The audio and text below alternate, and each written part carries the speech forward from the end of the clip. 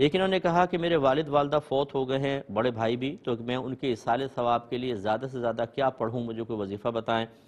دیکھیں سب سے پہلی چیز والد والدہ کے لیے تو آپ اپنے آپ کو گناہوں سے بچائیں۔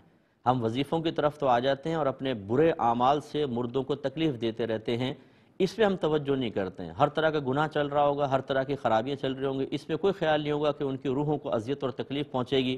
وظیفے بتائیے ہمیں، وظیفے ہم کر کے ان کو راحت و سکون پہنچانے کی کوشش کریں گے۔ تو سب سے پہلے تو یہ کریں۔ اس کے علاوہ ہر جمعے زیارت کیا کریں قبر کی، ان کے لیے ایصال ثواب کریں، نفل نمازیں پڑھیں، نفل روزے رکھ لیں اور اس کا ثواب ایصال کر دیں، صدقات وغیرہ کریں۔ اسی طرح ان کے لیے دعائے بخشش و مغفرت کریں۔ جن رشتہ داروں سے وہ اچھا میل جول زیادہ رکھتے تھے ان سے میل جول رکھیں، ان کے دوستوں سے میل جول رکھیں، انہیں تحائف وغیرہ دیں، اس سے ان کو راحت اور سکون ملتا رہے گا۔